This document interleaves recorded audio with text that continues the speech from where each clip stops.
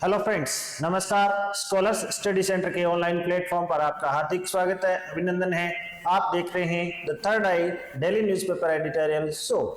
आज 20 नवंबर है और द हिंदू से आज का एडिटोरियल है राजनीतिक दलों द्वारा लोक लुभावन योजनाओं की जो घोषणाएं होती है उसको लेकर के है। तो आइए देखते हैं इसमें क्या वोकैब होने वाली है। तो हमेशा की तरह अपने स्टार्ट करते हैं आज का एडिटोरियल। ये द हिंदू से लिया गया है और ओपिनियन एंड एडिटोरियल पेज पर ये आपको मिलता है। वहां पर अपने इसमें देखेंगे वोकैब क्या रहने वाली है। इसे अपना रीडिंग स्किल्स बढ़ाते हैं और आपकी रीडिंग और स्कीमिंग अच्छी होती है। आप पढ़ करके जल्दी से पैसेज को कॉम्प्रिहेंड कर लेते हैं। और करंट इश्यूज में से पॉलिटिकल पार्टीज द्वारा लोक लुभावन जो वादे किए जाते हैं, प्रोमिसेस किए जाते हैं वोटर से, उसको लेकर के आज का आर्टिकल है। तो चलो देखते हैं आज के आर्टिकल में क्या वोकैब रहने वाली है। तो पहला शब्द आ रहा है अपने पास प्रील्यूड। यस, प्रील्यूड, जैसे आप इंग्लिश लिटरेचर बैकग्राउंड से हैं तो आपने ये शब्द बहुत बार सुना होगा। प्रील्यूड का मतलब होता है भूमिका। सो ये इसका प्रोनाउंसिएशन रहा प्रील्यूड। नाउन है पार्ट ऑफ स्पीच में, भूमिका, इंट्रोडक्शन, एन एक्शन और event serving as an introduction to something more important. कोई महत्वपूर्ण चीज हो जो और ज्यादा महत्वपूर्ण हो तो उसके लिए शुरुआत में ही उसके लिए जो इंट्रो का काम करे। तो कोई बड़ा कार्य हो, जैसे भी 5 राज्यों में स्टेट असेंबली इलेक्शन हो रहे हैं, तो ये क्या है, आगे जनरल इलेक्शन होने वाले हैं मिड 24 में। 2024 में जो लोकसभा के चुनाव होंगे जिन्हें हम आम चुनाव कहते हैं, तो ये उस लोकसभा के जो इलेक्शन होने वाले 2024 के उसका प्रील्यूड है। कौन से? अभी जो 5 राज्यों में जो चुनाव हो रहे हैं, तो ये प्रील्यूड उसकी भूमिका तय करेंगे कि इनका रिजल्ट आएगा तो इसका इम्पैक्ट डेफिनेटली उन पे रहने वाला है। ओवरचर या इंट्रोडक्टरी इसके सिनोनिम हो गए। एंटोनिम देखेंगे कंक्लूजन या पोस्टल्यूड या एंड। तो शुरू में जो भूमिका हो गई, प्रील्यूड का एग्जैक्ट ऑपोजिट हो गया पोस्टल्यूड, और मिलते जुलते हो गए एंड, समाप्ति या निष्कर्ष। तो ये इसका क्या हो गए, निष्कर्ष। ये है जो इसका एंटोनिम हो गया। A ceasefire had been agreed as a prelude to full peace negotiations। तो पूरी जो शांति वार्ता है, नेगोशिएशंस का मतलब होता है वार्ता, तो शांति वार्ता के निष्कर्ष के लिए क्या है, एक सीज फायर है, युद्ध विराम है, वो एक प्रिल्यूड का भूमिका का निर्वाह करेगा। तो अभी जैसे इजराइल हमास में संघर्ष चल रहा है, अगर वहां की हम बात करें शांति वार्ता, अगर पूरी वार्ता हम करना चाहते हैं तो सबसे पहली शर्त क्या होती है, सीज फायर, संघर्ष विराम। तो संघर्ष विराम है जो कोई भी डायलॉग है, नेगोशिएशन है, उसके लिए प्रिल्यूड का काम करता है, भूमिका का काम करता है। तो ये इसका वाक्य में प्रयोग हो गया। जब भी आप कोई नया शब्द सीखते हैं तो उसका यूज इन सेंटेंस करें तो उसे क्या है, सही तरह से याद रहता है। Next is contestant. कंटेस्टेंट का मतलब होता है प्रतियोगी, प्रतिस्पर्धी। कंटेस्टेंट नाउन है पार्ट ऑफ स्पीच में। अब इसमें आप देखिए सेकेंड पार्ट, ये इसको एक्सेंट्रिक किया हुआ है, इस पे एम्फेसिस रखना है। कंटेस्टेंट प्रतियोगी, a person who takes part in a contest और कंपटीशन। तो जो कंपटीशन या कंटेस्ट में भाग लेता है वो क्या कहलाता है, कॉम्पिटिटर या कंटेस्टेंट। सो कॉम्पिटिटर या पार्टिसिपेंट, भागीदार, ये इसके सिनोनिम हो गए। एंटोनिम हो जाएगा जो आपसे कंटेस्ट नहीं कर रहा है तो वो आपका क्या कर रहा है, सपोर्ट कर रहा है, वो आपका क्या है, अलाई है, तब वो आपका समर्थक है। तब वो आपका क्या है, समर्थक है या सहयोगी है। तो ये सहयोगी या समर्थक इसके क्या हो जाएंगे, एंटोनिम हो जाएंगे। वाक्य में प्रयोग देख ले, an anxious contestant on a television quiz show. तो एक टीवी क्विज शो के अंदर आपके सामने एक बहुत ही एंग्जियस कंटेस्टेंट है, वो बहुत ही व्याकुल है। ओके, तो ये सेंटेंस में यूज हो गया। Next is array.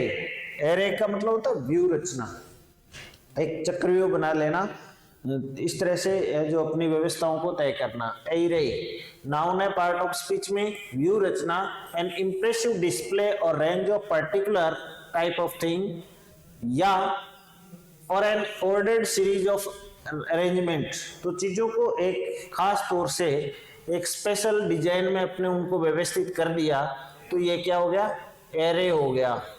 तो हमने किस तरह की रचना रणनीति बनाई है, तो इसको अलग अलग तरह से हम यूज कर सकते हैं। आर्मी अपनी यूनिट्स को इस तरह से एरे करती है, स्ट्रेटेजी तरीके से उनको पोजीशन में रखती है। इस तरह राजनीतिक दल है एक दूसरे को मात देने के लिए जो राजनीतिक तौर तरीके जो अपनाती है, तो वो उसका एरे हो गया। तो ये फ्लैंक्स या पैरेड सिनोनिम हो गए। डिरेंज या डिसअरेंज, अरेंज यानी व्यवस्थित करना यानी एरे करना, एरे में डिस लगा दिया तो अरेंज का क्या हो जाएगा, डिसअरेंज हो गया। तो ये इसके एंटोनिम हो जाएंगे, यानी ये सुव्यवस्थित हो गया और ये अव्यवस्थित हो गया। Several arrays of solar panels will help provide power. अब यहाँ पर एक एग्जांपल देख लीजिए, ये मान लो कोई सोलर ग्रिड है, वहां पर सोलर पैनल्स को किस तरह से एरे किया गया है, तो ये चीज क्या दर्शाती है, एरे सिस्टम है, यानी कि आपका systematic order of arrangement of solar panels. तो several arrays of solar panels will help power provide power. तो विद्युत उपलब्ध करवाने में, ऊर्जा उपलब्ध करवाने में सोलर पैनल का जो ऑर्डर है, सिस्टमेटिक सीरीज है, वो हेल्प करेगी। Next is rely on. Rely on phrasal verb है, भरोसा करना, रिलाई करना, निर्भर होना। की, फेथ, डिपेंड और रेस्ट या रिमेन ऑन समथिंग, ये इसके सिनोनिम हो जाएंगे। वाक्य में प्रयोग देख लेते हैं। They rely on A well for their water. तो उन्हें पानी के लिए किस पर निर्भर करना पड़ेगा, वेल पे, कुएं पे। तो वाटर सोर्स एक ही है जो वेल है, और उनको पानी के लिए किस पर निर्भर है जो पानी के कुएं पर निर्भर होना पड़ रहा है। Next is turn on. Turn on भी फ्रेजल वर्ब है, इसका मतलब होता है अचानक आक्रमण करना या से भिड़ना। तो यहाँ कोई फिजिकल अटैक की बात नहीं हो रही, आज के आर्टिकल का संदर्भ है।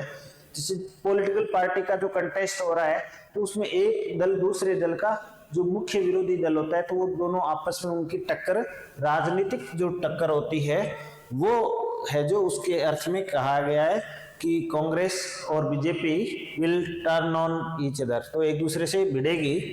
तो to attack somebody suddenly and unexpectedly, the dog suddenly turned on each other. इस वाक्य में देखो, डॉग्स है जो एक दूसरे से भिड़ पड़े, अचानक ही झगड़ पड़े। नेक्स्ट है एम्बिवेलेंट। एम्बिवेलेंट, एम्बी यानी एम्बिगुअस, अस्पष्टता। एम्बी शब्द लगे, वहां पर अस्पष्टता आएगी आपके। तो एम्बिवेलेंट का मतलब हुआ एडजेक्टिव है पार्ट ऑफ स्पीच में, अस्पष्ट या धुंधला। तो यहाँ पर कहा जा रहा है कि कोई भी जैसे पॉलिटिकल पार्टी है, तो उसका अगर अप्रोच सही नहीं है, उसकी जो डिक्लेरेशंस है या आइडियोलॉजी है या कोई एटीट्यूड है किसी टॉपिक को लेकर के, किसी इशू को लेकर के, अगर वो क्लियर कट नहीं है, तो वो एम्बिवेलेंट है। सो हैविंग मिक्स्ड फीलिंग्स और कॉन्ट्राडिक्टरी आइडियाज अबाउट समथिंग और समवन, किसी व्यक्ति या वस्तु के प्रति मिक्स तरह के मिले जुले विचार या आइडिया रखना या विरोधाभासी विचार रखना। सो इक्विवोकल या अनसर्टेन या अनश्योर, अनिश्चित या अनसर्टेन या अनश्योर या इक्विवोकल यानी बिल्कुल अनिश्चित विचार रखना, अस्पष्ट विचार रखना। तो धुंधली बात, गोलमाल बात रखना एम्बिवेलेंट हो गया। जो एम्बिवेलेंट है वही इक्विवोकल है, वही अनसर्टेन है, वही अनश्योर है, नॉट श्योर। अगर आप 100% क्लियर हैं तो अनइक्विवोकल हो जाएगा, इसका ऑपोजिट लग जाएगा अन लगने से। या फिर सर्टेन है तो इसमें से अन हट जाएगा, इसके आगे सर्टेन हो जाएगा। अनश्योर से भी अन हट जाएगा, ये हो जाएगा केवल श्योर। तो जो श्योर होगा वो इसका ऑपोजिट हो जाएगा, sure, certain and unequivocal. Some loved her, some hated her, few were ambivalent about her. या देखिए कितना सिंपल एग्जांपल है। कुछ लोगों ने उसे प्रेम किया, कुछ लोगों ने उसे घृणा की, लेकिन कुछ एक ऐसे भी थे जो उसके बारे में क्या थे, एम्बिवेलेंट थे, वो धुंधले थे, अस्पष्ट थे, वो ना तो हेट कर पाए ना लव कर पाए। अब ये चूंकि वोटिंग संबंधी आर्टिकल है, तो इसके अंदर देखो वोटर भी तीन तरह के होते हैं। वोटर भी तीन तरह के होते हैं। एक होता है जो एकदम सपोर्ट करता है, क्लियर कट है, जो उसका सपोर्टर होते हैं। दूसरा ऐसा होता है जो उसका एकदम विरोधी होता है, तो वो उसके एकदम ऑपोजिट में होते हैं तो वो ओपोनेंट होते हैं, वो उसके विरोधी होते हैं। तीसरे होते हैं कि वो नॉट डिसाइडेड, तो वो नॉट डिसाइडेड होते हैं, तो वो ना तो किसी का भी समर्थन किया है और ना ही किसी का विरोध किया है। तो ये तीसरी कैटेगरी होगी, वो एम्बिवेलेंट होगी, वो भी क्लियर कट टू बी और नॉट टू बी पोजीशन में होते हैं। चलो जी, नेक्स्ट वर्ड कहता है रिलीगेट करना। सो रेलीगेट वर्ब है असाइन एन इनफीरियर रैंक और पोजीशन टू, किसी को कमतर पोजीशन देना, कम आंकना, डाउनग्रेड या लोअर करना। अब देखो, एक तो प्रमोट करना और अपग्रेड करना, तो कि हमने किसी का प्रमोशन कर दिया है तो उसको है जो पदोन्नत करना, इसका ये हो गया। पदोन्नति का उल्टा हो गया पदोन्नत, तो किसी को पदोन्नत करना, तो ये पदोन्नति पद की उन्नति कर देना, ऊपर उठाना होता है, जबकि रिलीगेट करना डाउन, तो लो रैंक अलॉट कर देना, डाउनग्रेड करना या लोअर कर देना। ऑपोजिट हो जाएगा अपग्रेड या प्रमोट। सो वाक्य में प्रयोग देखिए, they aim to prevent women from being relegated to a secondary role. तो दे एम टू प्रिवेंट, उनका मुख्य उद्देश्य है टू प्रिवेंट, प्रिवेंट यानी टू स्टॉप, रोकना, प्रिवेंट यानी स्टॉप, रोकना, विमेन महिलाओं को from being relegated to a secondary role, और सेकेंडरी यानी गौण, तो उनको गौण भूमिका देने से, महिलाओं को कम सेकेंडरी दूसरे टाइप के रोल देने से महिलाओं को रोकना, ये उनका मुख्य उद्देश्य है। तो यहां पर क्या हो गया, रिलीगेट करना, सेकेंड रोल ग्रेड का रोल देना। Okay, next is satrap. ये देखिएगा, सैट्रिप अपने हिंदी के क्षत्रप जो कहते हैं, यानी कि जो अगर हायरार्की में देखा जाए ऐसे, तो हायरार्की में अगर देखेंगे हम सेकंड और थर्ड लेवल पर, फर्स्ट सेकंड और थर्ड, तो ये सेंट्रल लेवल हो गया। अब रीजनल लेवल पर अगर आपने यहाँ पर कुछ है जो अपना प्रतिनिधि है, तो वो क्षेत्रीय स्तर पर अलग अलग जगह में होंगे, तो वो रीजनल पावर्स हैं। राजनीतिक संदर्भ में वर्तमान में हम देखें, जो क्षेत्रीय नेता है वो मध्यकाल के क्षत्रपों की तरह है, अर्थात वो अपने अपने क्षेत्र में क्या है, बहुत ही प्रभावशाली है। ऐसे लोगों को पॉलिटिकल में जो राजनीति के अंदर क्षत्रप कहा जाता है। तो वो स्थानीय जो गवर्नर होते थे उनके इक्विवेलेंट है, तो उसी से ये शब्द बना है सैट्रिप। तो दो तरह से प्रोनाउंस कर सकते हैं, सैट्रिप या सैट्रिप। ओके, नाउन है क्षत्रप, हिंदी हो गया, प्लूरल नाउन सैट्रिप्स हो जाएगा इसके अंदर। ए प्रोविंशियल गवर्नर, प्रोविंशियल यानी प्रांतीय, प्रांत के अंदर स्थित, तो प्रांतीय जो राज्यपाल है in an the ancient Persian empire, तो प्राचीन कालीन जो प्रशिया का जो शासन था, वहां पर जो प्रांतीय गवर्नर था उसको क्षत्रप या सैट्रिप कहा जाता था, और वही ये अपना क्षत्रप है। सो सुल्तान या अमीर इसका जो सिनोनिम है, यानी कि एम्परर होता था, सम्राट होता था, उसके अधीन उसके सुल्तान या अमीर होते थे, जिन्हें क्षत्रप कहा जाता था। सो एंटोनिम हो जाएगा इसका किंग या एम्परर, यानी कि central power. Okay, any subordinate और लोकल रूलर इज कॉल्ड सैट्रप, कोई भी अधीनस्थ या स्थानीय जो शासक है वो क्या है, सैट्रप है। ओके, नेसेंट, न्यूबॉर्न, नेसेंट या नेसेंट एडजेक्टिव है, उत्पन्न या नवजात, यानी कि जो न्यूली बॉर्न है, बेड है, स्पेशली ऑफ ए प्रोसेस और ऑर्गेनाइजेशन, अगर कोई नया नया संगठन है जो नोवाइस है, जस्ट कमिंग इनटू एग्जिस्टेंस, जिसका अभी भी अस्तित्व हुआ है, and beginning to display science of future potential. मान लो कोई नया राजनीतिक दल उभरा है, कोई नई पार्टी बनी है, या कोई नया संगठन बना है, तो हम कह सकते हैं that is nascent organisation. So derived, newborn और बडिंग, बडिंग का मतलब उभरता हुआ, जैसे कली खिलती है तो कली का खिलना, उभरना, तो बडिंग पावर, तो नेसेंट। डाइंग, श्रिंकिंग और विदरिंग, ये इसके ऑपोजिट हो जाएंगे। जो मरणासन हो, जो श्रिंक हो रहा हो, सिकुड़ रहा हो, जो विद्र रहे, जो मुरझा रहा हो, तो वो क्या हो गया, विदरिंग ऑर्गेनाइजेशन हो गया। तो जो संगठन है या कोई व्यक्ति है जिसका अस्तित्व बिखर रहा है, वो खराब हो रहा है, तो हम कह देंगे विदरिंग, श्रिंकिंग या डाइंग। अगर इसका उल्टा क्या हो गया, नेसेंट ऑर्गेनाइजेशन है person. So the nascent space industry. अब देखो स्पेस इंडस्ट्री है जो अंतरिक्ष जो उद्योग है वो क्या है, नेसेंट ऑर्गेनाइजेशन है, एक न्यू ऑर्गेनाइजेशन है, वो तो नया इंडस्ट्री है और वो भी उभरता हुआ है, राइजिंग है और वो बहुत प्रोग्रेस करने वाला है। चलो जी आज का एडिटोरियल देखते हैं द हिंदू से। रेनिंग प्रोमिजेस, देखो वादों की बौछार हो रखी है और वादे राजनीतिक दल जब करें तो नेताओं की तरफ से, राजनीतिक पार्टियों की ओर से इतने सारे प्रोमिजेस किए जाते हैं कि कॉम्पिटिटिव पॉपुलिज्म, सब में ये प्रतिस्पर्धा हो रही है कि कौन ज्यादा वादे करे जो लोक लुभावन हो। Populism in the assembly elections in 5 states, assembly election विधानसभा के जो 5 राज्यों में चुनाव हो रहे हैं वहां वादों की बौछार हो रही है। Competitive populism seems to have replaced communalism, ये बड़ी बात है इन द कैंपेन। वर्तमान जो चुनाव अभियान है वहां सबसे बड़ा बात है कि जो कम्युनलिज्म है, सांप्रदायवाद है, सांप्रदायवाद की जो स्थान है वो किसने ले लिया है, कॉम्पिटिटिव पॉपुलिज्म, लोक लुभावन वादों ने ले लिया। पिछली बार तो क्या होता था, पॉपुलराइजेशन, ध्रुवीकरण हो रहा था, लेकिन अब क्या है, लोक लुभावन वादों की प्रतिस्पर्धा हो रखी है। The ongoing assembly elections in 5 states are seen as a prelude to the general election expected in the first half of 2024। अब ये जो ऑनगोइंग चल रहे जो विधानसभा के जो चुनाव है 5 राज्यों के अंदर, वो ऐसे लगता है मानो प्रील्यूड है, भूमिका है किसकी, आम चुनाव की, जो कि 2024 के पहले हाफ में प्रस्तावित है। So polling has concluded in Chhattisgarh, Madhya Pradesh and Mizoram. 3 राज्यों में पोलिंग हो चुकी है जिनमें छत्तीसगढ़, मध्य प्रदेश और मिजोरम।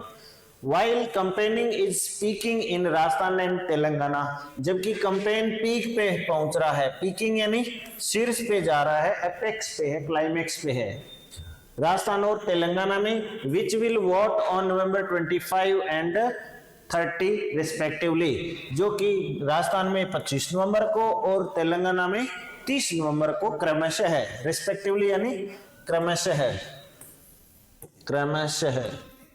तो क्रमशः पहले कौन सा राजस्थान का नाम आया फिर तेलंगाना का, तो पहले 25 तारीख को राजस्थान में और 30 को तेलंगाना में चुनाव होने वाले हैं। Competitive populism has been the defining theme of campaigning so far.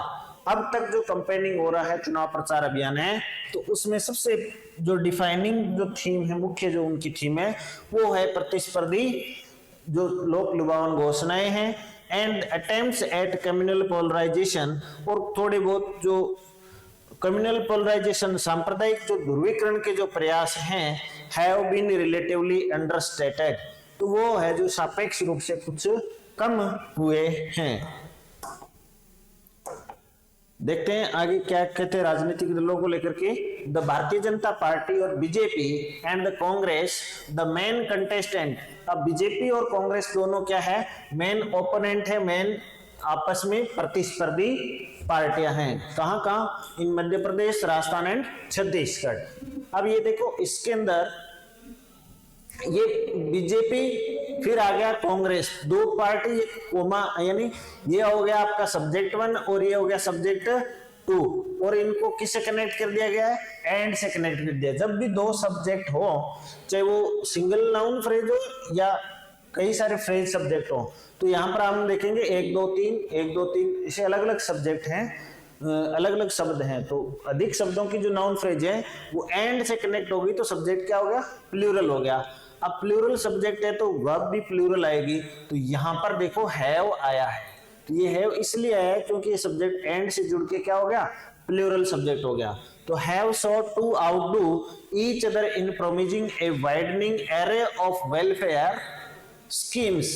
अब दोनों पार्टियों में क्या है, have sought out to each other, वे एक दूसरे को आउटडू करने का प्रयास कर रहे हैं, कि एक दूसरे को पछाड़ने का प्रयास कर रहे हैं वादे करने के मामले में, कि कौन ज्यादा से ज्यादा एरे ऑफ वेलफेयर स्कीम्स, जो लोक कल्याणकारी योजनाएं हैं उनको ज्यादा से ज्यादा सुनियोजित तरीके से चक्रव्यूह बना करके जनता के सामने प्रस्तुत करें। बीजेपी चाहती है कि हम ज्यादा करें, कांग्रेस चाहती है। तेलंगाना में क्या है, in Telangana Congress which is mounting a serious challenge to the incumbent पदधारी, भारत राष्ट्र समिति। इनकम्बेंट का मतलब होता है जो एट प्रेजेंट गवर्नमेंट पद पर है। तो इनकम्बेंट जो राजनीतिक दल है बीआरएस, भारत राष्ट्र समिति, उसको बहुत ही माउंटिंग चैलेंज, सीरियस चैलेंज, चुनौती मिल रही है कांग्रेस से। हैज प्रोमिस्ड, तो कांग्रेस ने, अब वहां पर देखो कांग्रेस सिंगुलर सब्जेक्ट है तो यहाँ पर हैज आया है, यहाँ पर है क्योंकि एंड से सब्जेक्ट जुड़ा हुआ है, यहाँ एंड से जुड़ा हुआ नहीं है इसलिए हैज आया है। तो ये थोड़ा सा ग्रामेटिकली ध्यान रखें। Has promised to expand the state's saturated welfare regime, तो जो टू एक्सपेंड विस्तार देने के लिए, क्योंकि राज्य के अंदर जो सैचुरेटेड वेलफेयर स्कीम्स हैं, यानी कि बीआरएस ने तेलंगाना के अंदर वहां जो पहले से ही इतनी सारी स्कीम्स आ गई है कि सैचुरेशन हो गया है, वहां पर संतृप्त हो गई है। सैचुरेट होना, संतृप्त होना, यानी इतनी ज्यादा वेलफेयर स्कीम आ गई और स्कीम लाने के लिए कुछ बचा ही नहीं है। इवन फर्दर, तो और आगे स्कीम्स बढ़ाने के लिए, उनको एक्सपांड करने के लिए कांग्रेस कह रही है कि हम इन योजनाओं को आगे बढ़ाएंगे। सो इनकमेंट्स इन राजस्थान एंड मध्य प्रदेश, अब राजस्थान और मध्य प्रदेश में जो इनकमेंट्स है, पदधारी वर्तमान में राजस्थान में कांग्रेस की गवर्नमेंट है और मध्य प्रदेश में बीजेपी की है। The Congress and the BJP respectively, अब क्रमशः राजस्थान में कांग्रेस और मध्य प्रदेश में बीजेपी हैव, अब देखिए दो सब्जेक्ट हो गए, एंड से जुड़ गए, तो ये वापस देखो यहाँ पर हैव आ गया है, यानी subject singular, verb singular, subject plural, verb plural.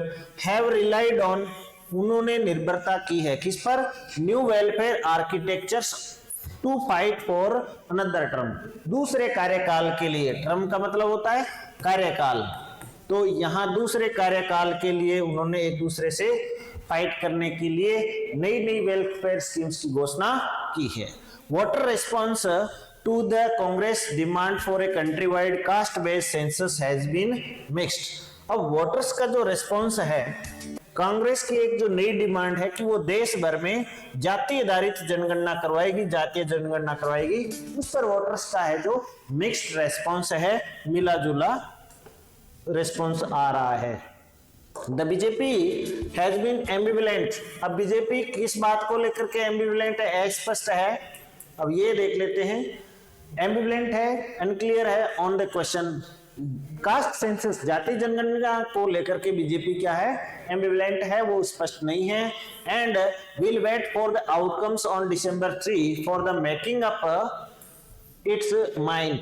अब बीजेपी अपना नजरिया तय करने के लिए, माइंड तय करने के लिए, मेकअप माइंड, तो ये क्या करेगी, वेट करेगी 3 दिसंबर के परिणाम का। इन 5 राज्यों के जो रिजल्ट आएंगे 3 दिसंबर को, तब तक ये इस प्रश्न पर है जो तय कर लेगी कि क्या करना है। The party however has been vocal in the electioneering about the inauguration of the Ram temple in Ayodhya in January. हाँ, बीजेपी जनवरी 2024 में अयोध्या में राम मंदिर का जो उद्घाटन होने वाला है, उसको लेकर के, उसके उद्घाटन को लेकर के बहुत ही वोकल है, बड़े जोर जोर से कह रही है।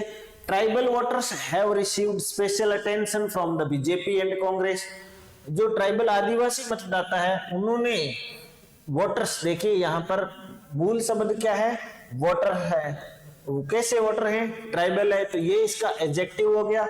अब ये जो रूट वर्ड है ये प्लूरल में है, इसलिए वर्ब भी क्या आ गई, प्लूरल आ गई, तो ये विशेष ध्यान रखें। So tribal voters have received special attention, तो आदिवासी मतदाताओं ने विशेष आकर्षण प्राप्त किया है बीजेपी और कांग्रेस दोनों से। Prime minister Narendra Modi launched ₹24,000 crore PM जाति आदिवासी न्याय महा अभियान for last mile welfare scheme delivery and protection for particularly vulnerable tribal groups. प्रधानमंत्री नरेंद्र मोदी ने 24,000 करोड़ के एक विशेष जनजाति आदिवासी न्याय महाअभियान शुरू किया है, जो कि वेलफेयर स्कीम्स की तरफ से एक लास्ट माइल, अंतिम जो उनका प्रयास है, ताकि वो उनके लिए सुरक्षा कर सके, प्रोटेक्शन दे सके for particularly vulnerable tribal groups, खास तौर से है जो वल्नरेबल है, जो खतरे में है आदिवासी ग्रुप, उनके लिए। Congress leader Rahul Gandhi and mister Modi have both claimed a better track record in delivering on election promises they make। तो कांग्रेस नेता राहुल गांधी और प्रधानमंत्री मोदी दोनों ही नेताओं ने क्या है, अपना बेटर ट्रैक रिकॉर्ड रखने का प्रयास किया है कि वो जो वादे करते हैं उनको है जो वे अच्छी तरह से डिलीवर करेंगे, जनता को पूरा करके दिखाएंगे, ऐसा वे दावा कर रहे हैं। ओके, तो एडिटर्स इन वेलफेयर स्कीम्स को लेकर के और क्या कहते हैं? Welfare schemes can result in more equitable development outcomes as research shows. जैसा कि अनुसंधान कहता है कि ये जो जन कल्याणकारी योजनाएं हैं ये कुछ ज्यादा ही इक्विटेबल, समान विकास का है जो परिणाम ला सकती है, but A more thoughtful and researched approach would be healthier for public finances. लेकिन एक और ज्यादा विचारपूर्ण, विचारशील और रिसर्च आधारित, अनुसंधान आधारित अगर तरीका अपनाया जाए तो वो है जो लोक वित्त के लिए बहुत ही सहायक होगा, पब्लिक फाइनेंस के लिए बहुत ही स्वास्थ्यकर रहेगा, यानी कि जनता के टैक्स का जो पैसा है उसका सही सदुपयोग कर पाएंगे। Party should seek more common ground in the electioneering. तो राजनीतिक दलों को ज्यादा कॉमन ग्राउंड तलाशना चाहिए ताकि वो अपने चुनाव प्रचार अभियान ढंग से कर सके। Mister Modi remained the centre of the BJP campaign. BJP के अभियान का मुख्य केंद्र बिंदु प्रधानमंत्री मोदी हैं। Relegating the party's regional satraps into the shadows. और इस प्रयास में पीएम मोदी फोकस में बने हुए हैं, तो उसका रिलीगेटिंग पार्टीज रीजनल सट्रैप्स, जो पार्टी के जो क्षेत्रीय जो छत्रप हैं, तो पार्टी के जो क्षेत्रीय रीजनल जो लीडर्स हैं उनको उन्होंने शेडो में कर दिया है, यानी कि बैकग्राउंड में धकेल दिया है।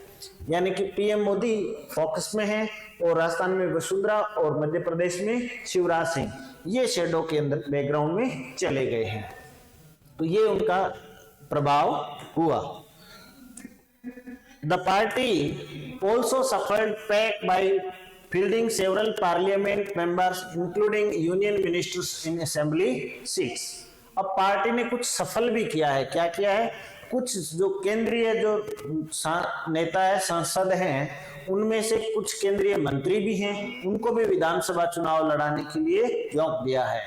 Though the Congress campaign is being held by Mr. Gandhi and party president Mallikarjun खड़गे। यद्यपि कांग्रेस का अभियान है वो राहुल गांधी और राष्ट्रीय अध्यक्ष पार्टी के मल्लिकार्जुन खड़गे द्वारा हेल्प एंड गाइडेड, उनके द्वारा समर्थित हैं। Its regional leaders are empowered to steer the strategy। Party इसके विपरीत, बीजेपी के विपरीत क्षेत्रीय नेताओं को मजबूत कर रही है ताकि वो अपनी रणनीति को चला सकें।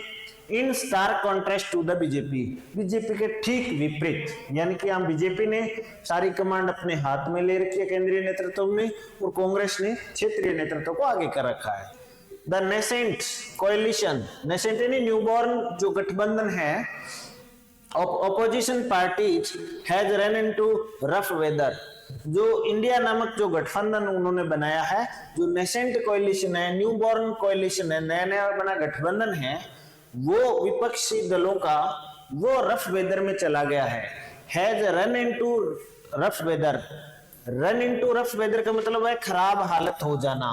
तो उस गठबंधन की खराब हालत हो गई है with constituent parties turning on the Congress in several parties, क्योंकि बहुत सारी उस इंडिया गठबंधन, इंडिया ब्लॉक की जो पार्टियां हैं वे कांग्रेस से ही भिड़ रही हैं, कई राज्यों में लड़ रही हैं।